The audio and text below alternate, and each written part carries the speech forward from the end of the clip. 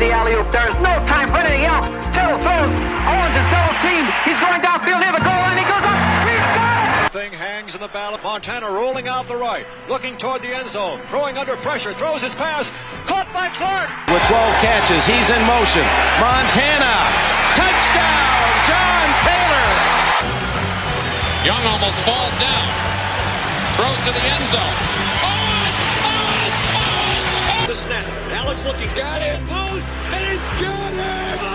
Touchdown! Touchdown 49!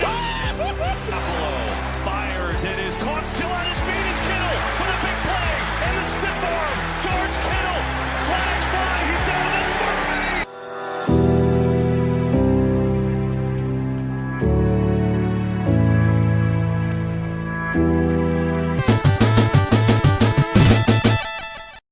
Welcome to 49ers Cutback in Time. This is going to be absolutely exciting. That's right. It's a 49ers Cutback in Time. Many meanings here, many different ways to interpret it. But at the end of the day, all we're trying to do, look at great moments in 49ers history and 49ers past. And welcome to the very first edition. Horst, what do we got for him, man? So for the first Cutback in Time, we're doing a game from 1989. At the table, George H.W. Bush is president. It's true. I am 9 months old. Ooh, dang. This guy's not even born. Accurate. And you are? 7. So, September 24th of 1989, the Philadelphia Eagles, coached by Buddy Ryan and his 46 defense, come to town. If you remember at the time, Buddy Ryan is very famous for leading the defense of the 85 Bears, who definitely at the time, most people considered the greatest defense of all time. It was a punishing defense that put a lot of pressure and hits on your quarterback. And a lot of people were referring to this game as the team of the 80s versus the team of the 90s, which was a knock on the 49ers, saying that their time was up and it was time the Eagles were going to be the next team up. 49ers had just won the Super Bowl, their third Super Bowl at the end of the season before, but a lot of people felt Montana was old, Bill Walsh had retired, and it was time for a younger team like the Eagles to take over. And a little funny fact about the defensive coordinator for the Eagles, it is in fact Jeff Fisher. So that is an unknown fact that I don't think a lot of people realize. They had one heck of a defense. Of course, this defensive line was absolutely impressive, led, of course, by a name that every single person in the world knows in Reggie White, maybe one of the best edge rushers ever.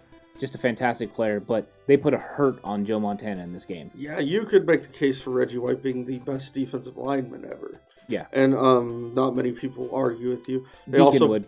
Huh? Deacon would. True. Accurate. They also featured Jerome Brown, the University of Miami star, who unfortunately his life ended early in a car crash. Right. He was well on his way to being a Hall of Fame defensive lineman as well. And All-Pro Clyde Simmons. Yeah, man. That defensive line was stacked, and they came to town looking to send a message and put a hurt on Joe Montana, because at the time, Joe Montana was viewed by non-Niner fans as like this generation's Tom Brady. He was the pretty boy. They were the pretty team that didn't like to hit or get hit. Yeah. I mean, that's 100% fair, and I'll tell you what, man, this Eagles defense came out to play that day. Yeah. What is it, seven sacks, I think, I believe is what it was on the day. 8 sacks. Their 3 stud defensive linemen, between the 3 of them, put up 6.5, which is absolutely just insane to think that Montana took that kind of beating on this day, and a team that was, primed and poised to go back to another Super Bowl. What's crazy is that Jerry Rice touchdown right there is the 49ers actually took the lead early on and got this thing going. And look at Jerry talking trash, which isn't normally in his nature, but he was going after it. This was a very heated matchup. I don't think ultimately the organizations liked each other because of Buddy Ryan. Buddy Ryan brought a certain attitude to things. The 49ers were a more business type, team. They came in, they took care of business. They didn't talk a lot of trash. They didn't do all the extra stuff that Buddy Ryan's defenses ultimately did. And the Chicago Bears 49ers rivalry was a real thing. Like the West Coast offense and then that bruising defense, they didn't like each other. And I think it carried over into this game. And Horst said it earlier about the 80s versus the 90s. There were people, especially in Philadelphia, but all over the East Coast, that thought this was going to be the crowning of the Eagles. The Eagles were going to ascend and take the spot the 49ers had held as the team of the 80s. Yeah, especially with Bill Walsh gone. A lot of people felt they wouldn't see the same type of success with George Seifert as head coach. And they were wrong. But the Eagles, after that original 49ers touchdown, the Eagles really came out and shut them down the rest of all the way through the end of the third quarter. And the Eagles came into the third quarter holding a 21-10 lead.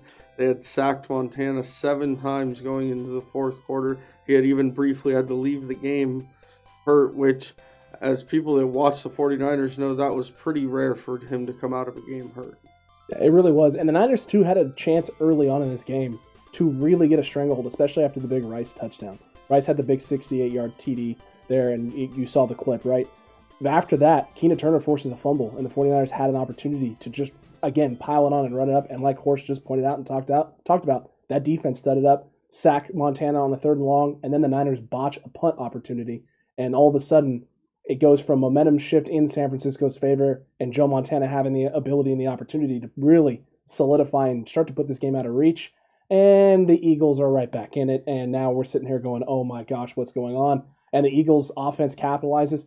You know, this wasn't a game where I think Randall Cunningham had one of his better performances. I believe he was like 19 for 38 passing. He really struggled, but the run game came out to play. They had a combined over 100 yards rushing from their team, which was rare to see against this Niners defense. It's Randall. Randall was able to extend plays and get the ball down, as far as running. And he's very good at that. But this was not a clean game by the 49ers. The 49ers, you saw right there, a punt that went awry. You had the turnover there. Later on, you have a turnover where it bounces off Romanowski's head on a punt. This kind of stuff happened in this game. It wasn't a clean game. The 49ers early on in this season were actually kind of struggling to find, their way. It's no longer Bill Walsh's team. This is George Seifert's team, and they're trying to find a new way of playing. You had Mike Holmgren instituting kind of his beliefs and what he wanted to see from this offense and how he was going to use Joe Montana and this team a different way. You have just a bunch of different things that have changed. And just think about the coaching staffs that were there that we get to know later on. Holmgren, 100% a great offensive coordinator, and he was able to attack. And they made some adjustments at halftime that ultimately helped the 49ers, come back in this game when it didn't seem possible. Bob McKittrick, the great line coach for the 49ers, having to go and apologize to Joe Montana is one of the things I'll never forget. And we were listening to that earlier where they were talking about that, is the fact that he felt compelled to do that shows you how much he felt this offensive line was letting him down. Right there, that play, splitting between Jesse Sapolo and Harris Barton and making the sack. Reggie White, he's the real deal, and that's tough for anyone to overcome, and Joe had to do it in this game. Yeah, it was a tough start for Montana, and their O-line just did not have the kind of performance you're used to from that 49ers O-line or a McKittrick coached O-line in general. There's him getting hit yet again. They were really struggling, and all of a sudden, and it got to the fourth quarter, and pretty much everyone had counted it out. And even if you watch a thing about this game, Brent Jones says when they switched to a spread with no running back in the backfield, everyone thought that Mike Holmgren was crazy, including some of the players, because now you're protecting Montana even less in theory. Yeah, and it's one of those things too where you had to take a shot and you had to take a chance on something, because while things looked pretty dreary for the Niners, right? You scored 10 points going into halftime, really got nothing going in the third quarter whatsoever. Your defense kept you in this game. Yes. I mean, the amount of field goals, I believe they had, 3 or 4, I think, from the Eagles. Zendejas was hitting those field goals. He really, really was. That Niners defense studded up and gave the San Francisco an opportunity to try and do something to claw themselves back into this game. And you know what? Like Horst just kind of brought up, Holmgren took a shot, he took an opportunity and said, you know what?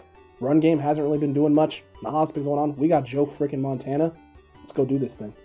Yeah, and one thing that we got to remember is all the great defensive players that are on this team. You have Charles Haley, you have Keena Turner, you have Pierce Holt, you have the different linebackers and stuff that they have. This is a very well put together team. Michael Carter, Ronnie Lott, of course, in the secondary is the ultimate. They had a very good defensive unit, and the defensive unit played well, which was a staple for the 49ers in the 80s. A lot of people talk about the offense, but the defense was always great. 1984, fantastic. And in this game, they kept the team in it. If this defense wouldn't have played as good as they did, the Eagles could have ran away with this one and blown the 49ers out. We might be talking about a different outcome for the end of the season. But Eagles did not run away with it. They left the 49ers within striking distance. Correct. And this is where Joe Montana puts on his Superman cape yet again. He starts out the fourth quarter by immediately hitting John Taylor on a long touchdown pass, and you could feel the momentum switching. Yeah, and Taylor catches a short pass, gets up the sideline, and takes it to the house. Which you just love to see. It is. It's something that's reminiscent of what we see now from the 49ers with Brandon Ayuk, right? I think we all believe he has that John Taylor capabilities of running up the field. John Taylor was special that way. There are big-time wins for the 49ers because of John Taylor.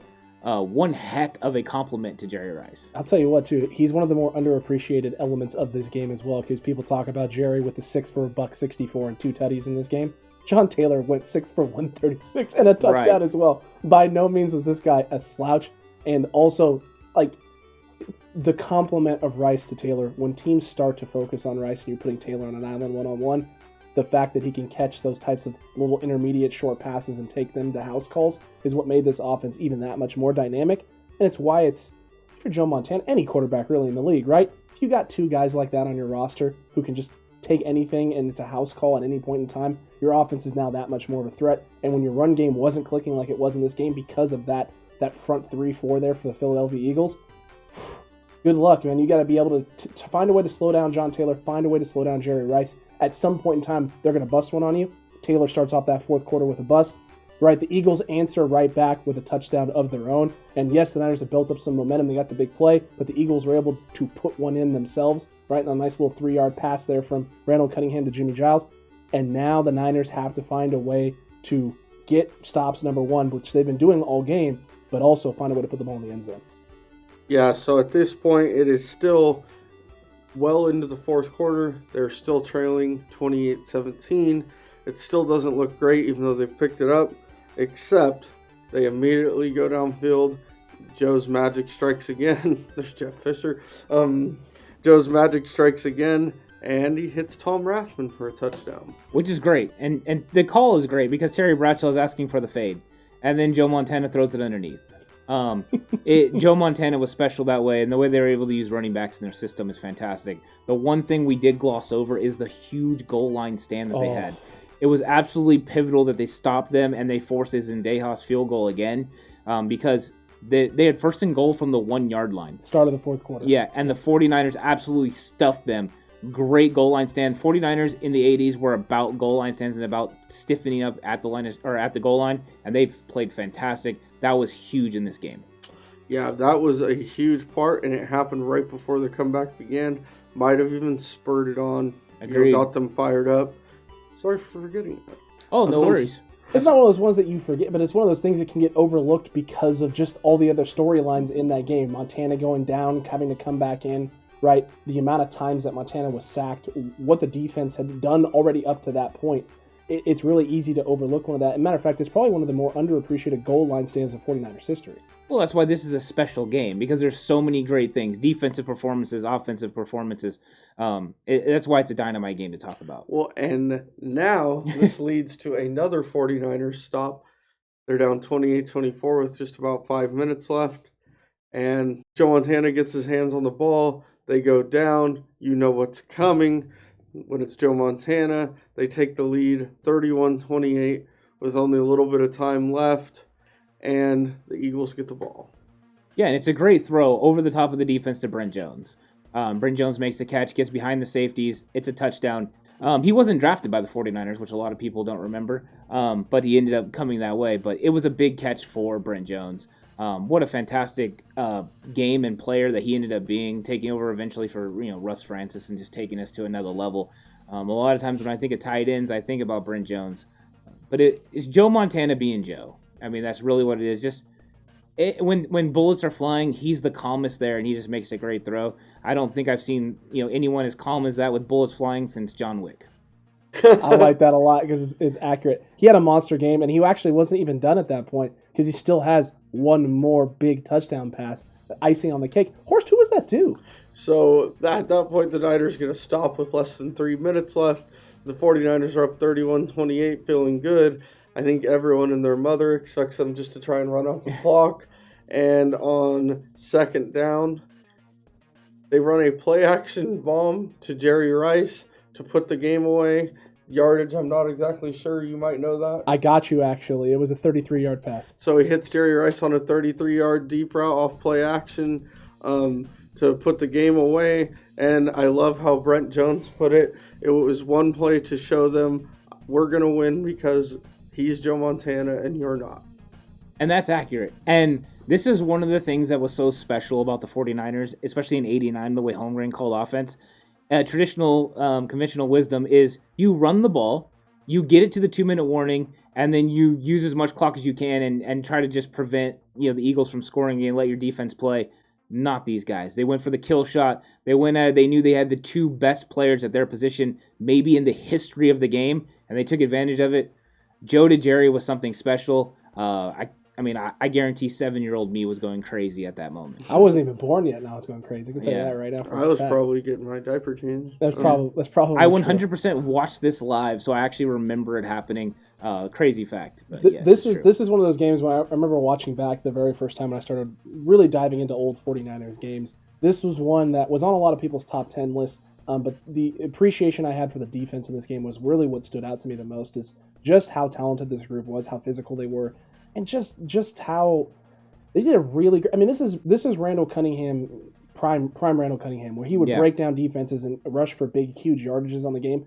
The Eagles rushed for over 100 yards, but they had to do it between 4 different guys, and Cunningham only had 52 yards rushing, threw for 192 yards on 19 of 38 completions. Not to mention the touchdown he threw.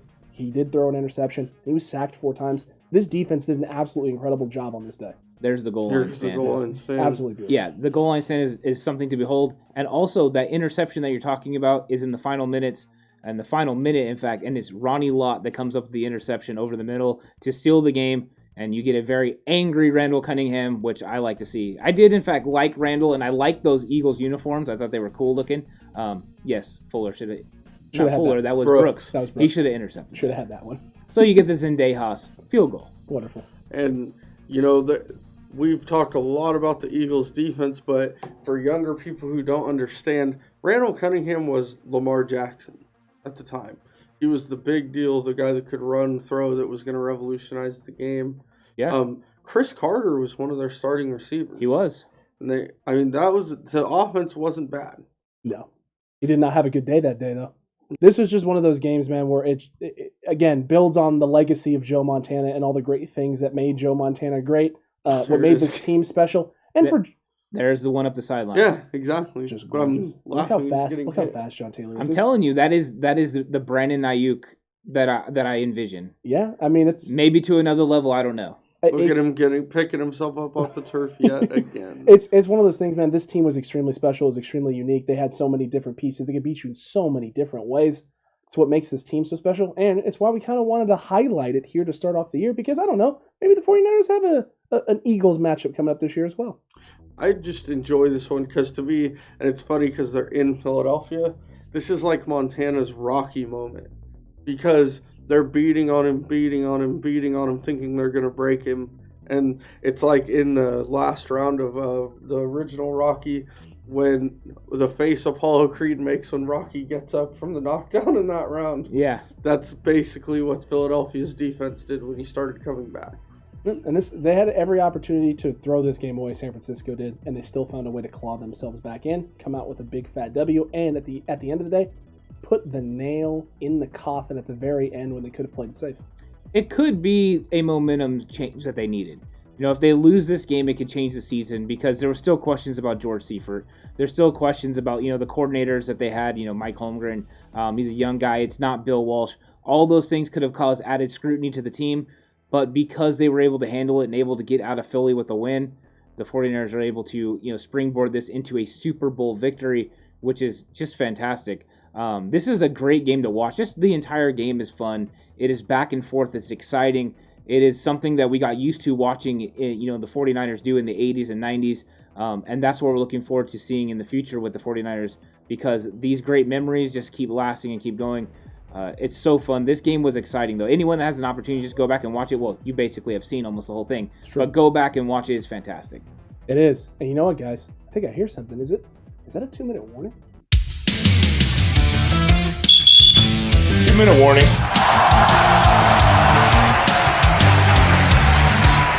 So it is time to talk about our 2-minute warning. We have some trivia for some people. My goodness. So first off, the question that I have for everyone is the 49ers lost 2 games in 1989. They did. Both of them at home at Candlestick Park, which is an interesting thing that they did. But which 2 teams did they lose to? A little bit of a hint. One was in week 4 and one was in week 11. It'll be very interesting to see what Chad has to say. Chad, the trivia should be popping up anytime this minute right now. The poll should be up and live. You should be able to vote on it. Who do you think it is? There's some interesting teams out there that they could vote on, right? And some teams and some options for them. Well, in the 80s, you always had the Redskins were good. The Bears were good. Yeah. The Rams always give the 49ers a tough time. Yep. I mean, the New York Giants. Yeah, I mean, you always have to look in division, right? That's one of the things you always do. Now, you'll have to remember who was in the division back then, because it wasn't the Cardinals and it wasn't the Seahawks. What a surprise. It was, it was the Rams, it was the Saints, it was the Falcons, and then the 49ers. So it was a different constituted NFC West. But yes, those are some teams out there. Also, there's always the formidable foes from the NFC that you always had. You had the Packers, and you have those kind of teams. Yeah, the Vikings too. The Giants, Vikings as Eagles, well. Redskins, all those types of The Bears. Yeah, so there's a lot of options. So I'm curious if everyone gets this right or not. Everyone, we did drop you a hint. It definitely wasn't the Eagles. It's true. You got a big fat hit. Bingo. Now, for our second question. Oh, we should probably tell them who it is. Drum roll, please. Yeah, are you ready for this? Is that the real drum roll? I need another pen. It's okay. We don't need it. It's fine. We can edit in a drum roll. It's all good. Okay, there we go. Horse got the drum roll. In week 4, in fact, they lost to the Los Angeles Rams 13-12, which was the week after this Eagles game. So not surprising that you're going to go across country and travel, and then you lose a game to a division rival. And then the other one was in week 11 to the Green Bay Packers, and they lost 21-17. So both of those games were very, very tight, but they didn't lose by much. But 14-2 for the 49ers in the regular season in 1989. Was the Impressive. Packers quarterback the Magic Man? Could have been. Possibly. Who knows? Now, the second 2-minute drill question. What 3 teams did the 49ers defeat in their playoff run through the Super Bowl? That's a good one. Really good one. For those of you watching, I got this one first try. I mean, he really did. I Yeah. struggled a little bit with this one because there's a lot of names and a lot of teams out there to talk about, right? There are the teams like the Los Angeles Rams in their own conference. You have the Philadelphia Eagles, who gave them a very tough matchup very early on in the season. There's teams like the Minnesota Vikings who are rolling. They had already lost to Green Bay once already in that playoff, in their regular season. The Bears were always formidable. Always. New York football Giants were always playing the Niners in the 80s, it seemed like. It's true. Even though Phil Simms' forehead looks like a toe. Yeah, it seemed like there was the usual suspects in the NFC back Correct. then. You knew what you were going to get from these tough, rugged teams. So, I mean, all those teams are possibilities. I'm curious what everyone ends up landing on here. It's very true. It's going to be very interesting. Chad, I hope you've been putting your votes in because we're getting ready to close this thing down. And in fact, we're going to close it down right now. Ant, who were those teams? Yeah, Horse, you want to help me out with this? I know first it was the Minnesota Vikings. Who was second? The Los Angeles Rams And got then a little revenge. And then, of course, I think everyone knows who they beat in the Super Bowl. I would hope so. The Denver Broncos Yes. and John Elway. That was a close one. Yeah. In fact, we want to ask a little bit of a bonus question. Oh, my goodness. About the scores of these games. When they beat the goodness. Minnesota Vikings in the divisional round, what was the score of that game? I will tell you this, it wasn't close. In fact, I think both the first 2 games weren't very close. You know what? None of them. All of them were not close. In the NFC Championship, they beat divisional rival the Rams, and then that game wasn't close. And then, of course, the Super Bowl against the Broncos. We all know that was a big blowout. I wonder if everyone can go ahead and throw their thoughts down there, and let everyone know in the comment section what those scores were, because I think it's cool and just shows kind of everyone what your knowledge was. Well, not just that too, but it'll really show you just the separation when this team was actually clicking, and when by the time they got to the playoffs, they were clicking. Listen, a 14-2 team, they were great all season long, but when they got to the playoffs, they were in a whole different gear, because not a single opponent, I'll give you a little bit of a spoiler, no opponent scored more than 13 points on this 49ers defense once they got into the playoffs in a single game. That is absolutely incredible. Yeah, they were dynamite. They were absolutely dynamite. Alex, why don't you tell them the score of the divisional round? So that divisional round game against the Minnesota Vikings, it really was not close at all. It was 41-13 against the Minnesota Vikings.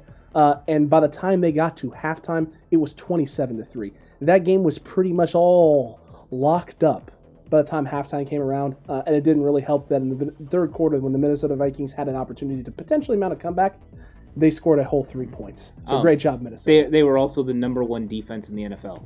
And when you show up and you wreck the number one defense in the NFL, I think you're ready for a stretch.